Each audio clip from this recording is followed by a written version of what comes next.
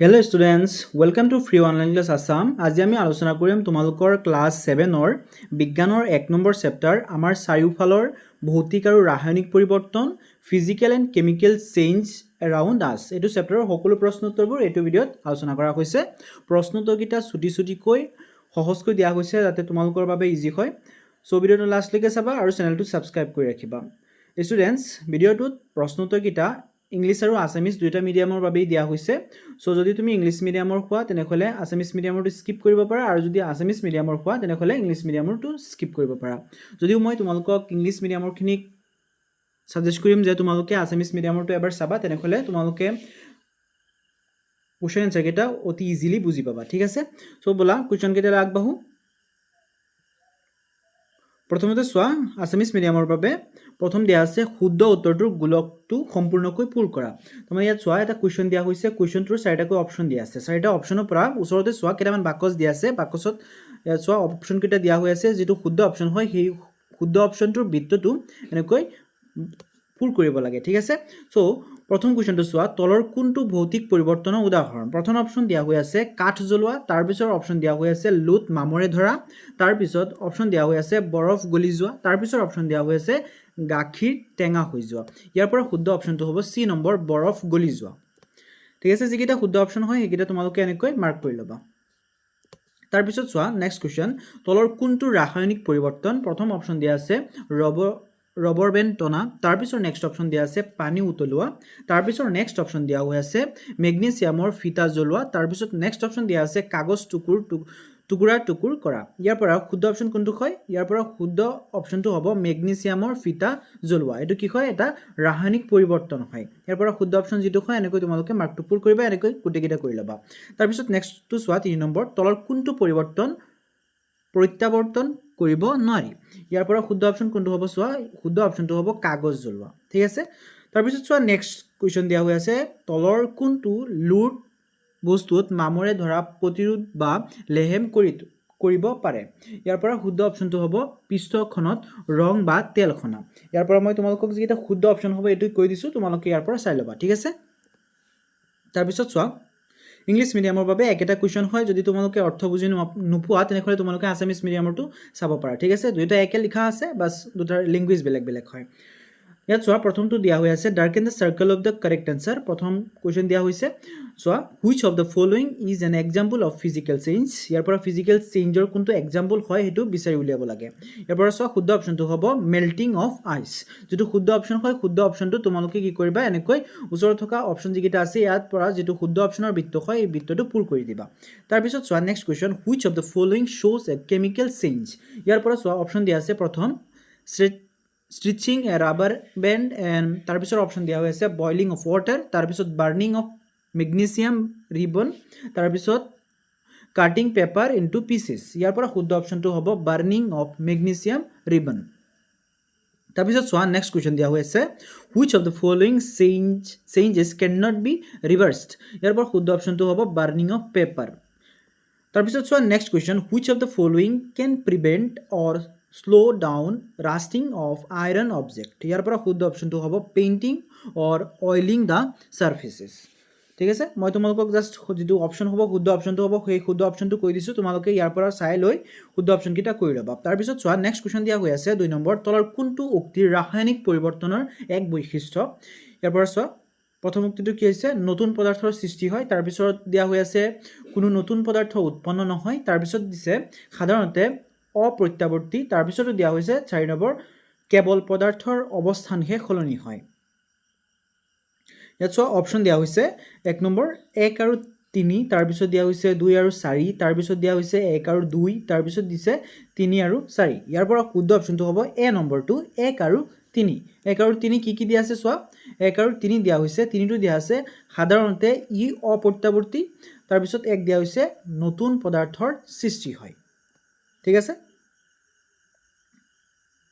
তাৰ পিছত চোৱা সেম কোৱেশ্চন ইংলিছ মিডিয়ামৰ বাবে which of the following statements are the characteristics of a chemical change ইয়াৰ পৰা কেমিক্যাল চেঞ্জৰ কোনটো ক্যাৰেক্টাৰিষ্টিক হয় এটো বাছি উলিয়াই লিখিব লাগে প্ৰথম চোৱা কি অপচন দিছে নিউ সাবস্টেন্সেস আৰ ফৰ্মড তাৰ পিছত দ্বিতীয় অপচন দিছে নো নিউ সাবস্টেন্সেস ইজ ফৰ্মড তাৰপিছত 3 দিছে ইট ইজ ইউজুৱেলি ইৰিভাৰ্চিবল, তাৰপিছতো 4 নম্বৰ দিছে only the state of matter changes. ইয়াৰ পৰা চোৱা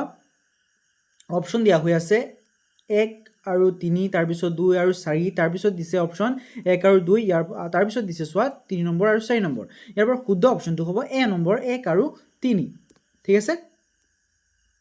তাৰপিছত চোৱা নেক্সট কুৱেশ্যন, তলৰ কোনটো পৰিৱৰ্তন প্ৰত্যাৱৰ্তন কৰিব পাৰি আৰু কোনটো প্ৰত্যাৱৰ্তন কৰিব নোৱাৰি। ইয়াৰ পৰা প্ৰথম চোৱা এ নম্বৰ দিছে বৰফৰ টুকুৰা গলি যোৱা, এইটো কি কৰিব পাৰি আমি প্ৰত্যাৱৰ্তন কৰিব পাৰি, কিয়নো আমি বৰফৰ টুকুৰা এটা আকৌ বৰফলৈ পৰিৱৰ্তন কৰিব পাৰি, একে সেইটো প্ৰত্যাৱৰ্তন মানে হৈছে পৰিৱৰ্তন কৰা। তাৰপিছত চোৱা নেক্সট কাগজ জ্বলোৱা, এইটো নোৱাৰি আমি, কাগজ এবাৰ জ্বলি গ'লে সেইটো আকৌ কাগজলৈ আমি পৰিৱৰ্তন কৰিব নোৱাৰি। একেবাৰে ইজি হয়, প্ৰশ্নটোকেইটাও তোমালোকৰ বাবে এনেকৈ সৰু সৰুকৈ ইজিকৈ লিখিছোঁ মাৰ্ক অনুযায়ী, চ' তোমালোকে ভিডিঅ'টো লাষ্টলৈকে চাবা, ঠিক আছে। তাৰপিছত চোৱা চি নম্বৰ দিয়া হৈছে বেলুন ফুলোৱা, এইটো আমি পাৰি, ঠিক আছে। তাৰপিছত চোৱা ডি নম্বৰ খাদ্য হজম হোৱা, এইটো নোৱাৰি। তাৰপিছত চোৱা নেক্সট ভিজা কাপোৰৰ পৰা পানী বাষ্পীভৱন হোৱা, এইটো আমি পাৰি। তাৰপিছত চোৱা নেক্সট লোহাত মামৰে ধৰা, এইটো নোৱাৰি। তাৰপিছত ৰবৰ বেণ্ড টনা, এইটো আমি পাৰি। তাৰপিছত কেক বেকিং কৰা, এইটো আমি নোৱাৰি। তাৰপিছত পেঞ্চিল জোঙা কৰা, এইটো আমি নোৱাৰি। তাৰপিছত চোৱা পানী ঠাণ্ডা কৰি বৰফলৈ পৰিৱৰ্তন কৰা, এইটো পাৰি, একেবাৰে ইজি হয়। তাৰপিছত চোৱা 3 number which of the following changes can be reversed and which can not be, কোনটো আমি ৰিভাৰ্ছ কৰিব পাৰি আৰু কোনটো ৰিভাৰ্ছ কৰিব নোৱাৰি, একে হয় আছামিজ মিডিয়ামৰ সৈতে, হয়নে। চোৱা প্ৰথমটো দিয়া হৈ আছে মেল্টিং অফ আইচ কিউবছ, এইটো আমি কেন বি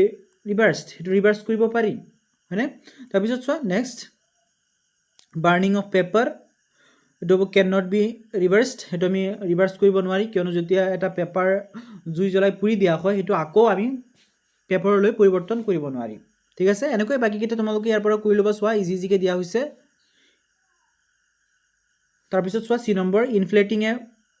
বেলুন, এইটো কেন বি ৰিভাৰ্ছড। তাৰপিছত ডাইজেশ্যন অফ ফুড, এইটো কেন নট বি ৰিভাৰ্ছড। তাৰপিছত চোৱা evaporation of water from wet clothes, এইটো কেন বি ৰিভাৰ্ছড। তাৰপিছত চোৱা ৰাষ্টিং অফ আইৰণ, এইটো কেন নট বি ৰিভাৰ্ছড। তাৰপিছত stitching of a rubber band, এইটো কেন বি ৰিভাৰ্ছড। তাৰপিছত দিয়া আছে বেকিং এ কেক, এইটো কেন নট বি ৰিভাৰ্ছড। তাৰপিছত sharpening a pencil, এইটো কেন নট বি ৰিভাৰ্ছড। তাৰপিছত চোৱা next freezing water to make ice, এইটো কেন বি ৰিভাৰ্ছড। এইটো প্ৰথমটোৰ সৈতে একে হয়, जो ए आছিলে এটোৰ লগতে যেটো সেম হয়, ঠিক আছে। তাৰপিছত চোৱা 4 নম্বৰ তলত দিয়া বুৰৰ শুদ্ধ নে অশুদ্ধ, যদি অশুদ্ধ হয় হেতু শুদ্ধলৈ লিখা। ইয়াত চোৱা প্ৰথমটো দিয়া হৈছে পানী বৰফ হোৱাটো এটা ৰাসায়নিক পৰিৱৰ্তন, এটো কি হয় অশুদ্ধ, আৰু ইয়াৰ শুদ্ধ ৰূপটো কি হ'ব, শুদ্ধ ৰূপটো হ'ব পানী বৰফ হোৱাটো এক ভৌতিক পৰিৱৰ্তন। তাৰপিছত চোৱা নেক্সট বি নম্বৰ দিয়া আছে কাঠ জ্বলালে ছাই, কাৰ্বন ডাই অক্সাইড, জলীয় বাষ্প আদি নতুন পদাৰ্থৰ উৎপন্ন হয়, এটো শুদ্ধ হ'ব হয়নে। যেহেতু এটো শুদ্ধ অলৰেডি শুদ্ধ হৈ আছে সেইকাৰণে এটো আমি ইয়াৰ শুদ্ধ ৰূপ লিখাৰ দৰকাৰ নাই, ঠিক আছে। তাৰপিছত চোৱা নেক্সট কাগজ ফাটি যোৱাটো এটা ভৌতিক পৰিৱৰ্তন, এটো শুদ্ধ হয়। তাৰপিছত চোৱা নেক্সট পানী ভাপ হোৱাটো এটা ৰাসায়নিক পৰিৱৰ্তন, এটো অশুদ্ধ হয়। সো যেহেতু অশুদ্ধ হয় তাত শুদ্ধ ৰূপটো লিখিব লাগিব, শুদ্ধ ৰূপটো কি হয় পানী ভাপ হোৱাটো এটা ভৌতিক পৰিৱৰ্তন। তাৰপিছত চোৱা 4 number state whether the following are true or false, correct the false one, একে হয়। ইয়াৰ পৰা চেক কৰিব লাগে কোনটো শুদ্ধ হয় আৰু কোনটো অশুদ্ধ হয়, আৰু যদি অশুদ্ধ হয় তাৰ শুদ্ধ যেটো শুদ্ধ ভাৰ্জন আছে এটো লিখিব লাগে, ঠিক আছে। প্ৰথমটো 6 number freezing of water is a chemical change, এটো অশুদ্ধ হয়। সো ইয়াৰ কাৰেক্ট হ'ব freezing of water is a physical change. তাৰপিছত চোৱা B number burning of wood produce new substances like ash, carbon dioxide and water vapour, এটো হ'ব শুদ্ধ ট্ৰু, ঠিক আছে। তাৰপিছত চোৱা next turning of paper is a physical change, এটো কি হ'ব ট্ৰু হয়নে। তাৰপিছত চোৱা next boiling water to form steam is a chemical change, এটো কি হ'ব ফলছ। ইয়াৰ কাৰেক্ট অপশ্যনটো হ'ব boiling of water to form steam is a physical change. তাৰপিছত চোৱা 5 নম্বৰ খালী ঠাই পূৰ কৰা। ইয়াত চোৱা প্ৰথমটো দিয়া হৈ আছে লোহাত মামৰে ধৰাটো এটা ডেছ পৰিৱৰ্তন আৰু ই হ'ব নোৱাৰে। ইয়াত এনসাৰটো হ'ব লোহা মামৰে ধৰাটো এটা ৰাসায়নিক পৰিৱৰ্তন, ই প্ৰত্যাৱৰ্তী হ'ব নোৱাৰে। একেবাৰে ইজি হয়, তোমালোকে ইয়াৰ পৰা লিখি ল'বা, ঠিক আছে। তাৰপিছত চোৱা বি নম্বৰটো এনসাৰ কি হ'ব, চোৱা বি নম্বৰটো হ'ব পানীত নিমখ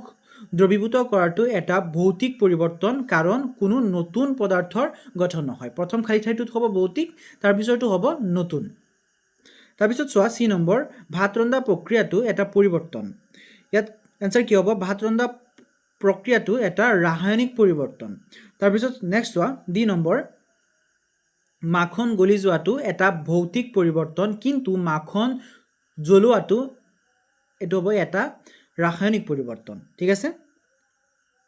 তাৰপিছত চোৱা 5 number fill in the blanks প্ৰথমটো দিয়া আছে কি দিয়া হৈ আছে চোৱা এ নম্বৰটো rusting of iron is a dash change and can not be কি হ'ব এনসাৰ হ'ব rusting of iron is a chemical change and can not be reversed প্ৰথমটো হ'ব কেমিকেল তাৰ পিছৰটো হ'ব ৰিভাৰ্সড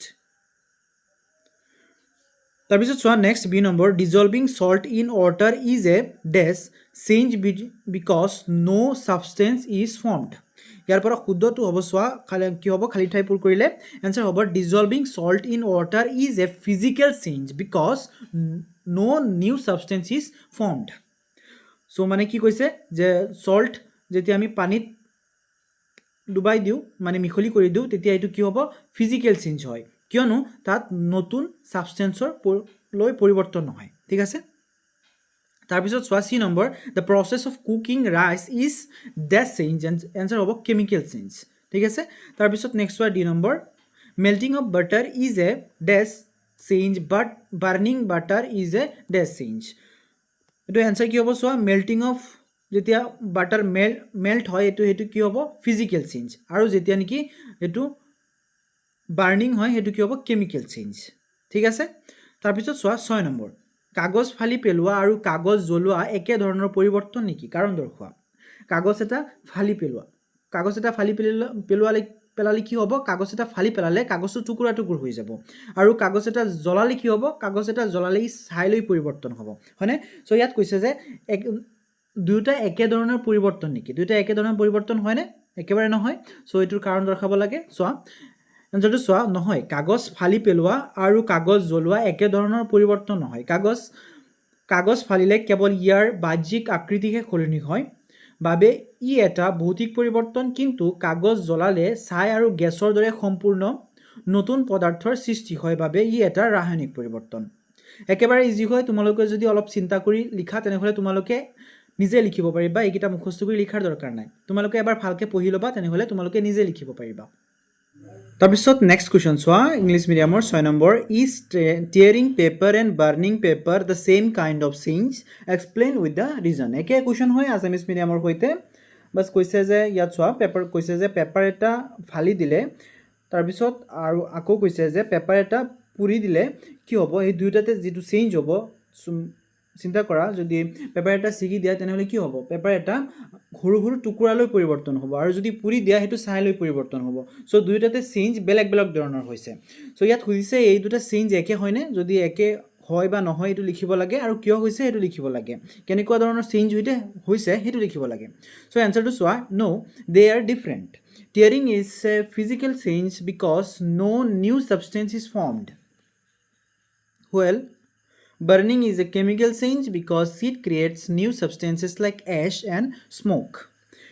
তাৰপিছত চোৱা নেক্সট কুৱেশ্যন আছামিজ মিডিয়ামৰ বাবে 7 নম্বৰ মামৰে ধৰা লুখাক পুনৰ লুখালৈ পৰিৱৰ্তন কৰিব পাৰিনে ব্যাখ্যা কৰা এনসাৰ হ'ব মামৰে ধৰা লুখাক পুনৰ লুখালৈ পৰিৱৰ্তন কৰিব নোৱাৰি কাৰণ মামৰে ধৰাটো এটা ৰাসায়নিক পৰিৱৰ্তন যি অপ্ৰত্যাৱৰ্তী মানে হৈছে অপৰিৱৰ্তনশীল তাৰপিছত চোৱা নেক্সট কুৱেশ্যন ইংলিছ মিডিয়ামৰ বাবে কেন rusted iron be changed back to iron explain answer of rusted iron cannot be changed back to iron because rusting is a chemical change that is irreversible তাৰপিছত চোৱা নেক্সট কুৱেশ্যন মমবাতি জ্বলোৱা সময়ত মম গলা আৰু মম জ্বলা দুয়োটা কাৰ্য একেলগে হয় ইয়াৰ কোনটো ভৌতিক পৰিৱৰ্তন আৰু কোনটো ৰাসায়নিক পৰিৱৰ্তন কিয় সো চোৱা আনসাৰটো হ'ব মম গলাটো ভৌতিক পৰিৱৰ্তন কাৰণ ইয়াত মমৰ কেৱল অৱস্থাহে সলনি হয় কিন্তু মম জ্বলাটো ৰাসায়নিক পৰিৱৰ্তন কাৰণ ই তাপ পোহৰ আৰু কাৰ্বন ডাই অক্সাইডৰ দৰে নতুন পদাৰ্থৰ সৃষ্টি কৰে একেবাৰে ইজি হয়, সৰু সৰুকৈ লিখি দিছোঁ যাতে তোমালোকৰ বাবে সহজ হয়। বেছি ডাঙৰকৈ লিখা নাই, বাছ যিমান মাৰ্কৰ কাৰণে তোমালোকৰ এক্সামত আহিব পাৰে সিমান মাৰ্ক অনুযায়ী মই লিখিবৰ কাৰণে চেষ্টা কৰিছোঁ যাতে তোমালোকৰ বাবে সহজ হয়, তোমালোকে সহজে শিকিব পাৰা। ঠিক আছে, চ' চোৱা নেক্সট কুৱেশ্যন কি হ'ব। চোৱা ইংলিছ মিডিয়ামৰ বাবে ছেইম কুৱেশ্যন হয় 8 number. When a candle is lit both melting of wax and burning of wax take place, which of this is a physical change and which is a chemical change and why. একে question হয়, তোমালোকে যদি বুজি নোপোৱা মই সকলোতে এনেকৈ meaning বুজাই থাকিলে ভিডিঅ'টো বহুত লম্বা হৈ যাব। তোমালোকৰ ইয়াত আছামিছ মিডিয়াম আৰু ইংলিছ মিডিয়ামৰ দুয়োটা একেলগে দিয়া হৈ আছে। তোমালোকে যদি বুজি নোপোৱা, কোনো এটা ৱৰ্ডত তোমালোকৰ যদি প্ৰব্লেম হয়, তেনেহ'লে তোমালোকে সেই একে শব্দটো তোমালোকে ইংলিছ আছামিছ মিডিয়ামৰটো চাব পাৰা, তাৰ পৰা তোমালোকে বুজি পাই যাবা। ঠিক আছে, চ' তোমালোকে দুটাই এবাৰ ভিডিঅ'টো চাবৰ কাৰণে চেষ্টা কৰিবা। হয়তো তোমালোকে লিখোঁতে ইয়াৰ পৰা তোমালোকৰ যিটো মিডিয়াম হয় সেইটো লিখিবা, কিন্তু ইয়াত ভিডিঅ'টো চাওঁতে তোমালোকে দুয়োটা চাবৰ কাৰণে চেষ্টা কৰিবা, তেনেহ'লে প্ৰশ্নটোকেইটা অতি সহজতে বুজিব পাৰিবা। ঠিক আছে, তাৰপিছত চোৱা এইটোৰ এনচাৰটো কি হ'ব। Melting of wax is a physical change, this is because only the state of the wax change, here burning of wax is a chemical change, this is because the candle vapour burns to produce new substance like heat, light and carbon dioxide. ঠিক আছে, তাৰপিছত চোৱা next দিয়া হৈ আছে 9 number. তলৰ গল্পটো পঢ়া আৰু প্ৰশ্নবোৰৰ উত্তৰ দিয়া। ইয়াত তোমালোকে প্ৰথমতে পঢ়িব লাগে। ঠিক আছে, এজন কৃষকে সতেজ কুঁহিয়াৰ ৰস সংগ্ৰহ কৰে। তাৰপিছত এইটো যিটো কথা হৈছে, যিটো শাৰী আছে, এই শাৰীটো কি হয়, ভৌতিক পৰিৱৰ্তন নে ৰাসায়নিক পৰিৱৰ্তন, সেইটো লিখিব লাগে। ইয়াত চোৱা যিকেইটা শুদ্ধ হয়, কোনটো ভৌতিক পৰিৱৰ্তন হয়, কোনটো ৰাসায়নিক পৰিৱৰ্তন হয়, সেইটো মই ইয়াত টিক মাৰ্ক কৰি দিছোঁ, তোমালোকে ইয়াৰ পৰা লিখি ল'বা। ঠিক আছে, তাৰপিছত চোৱা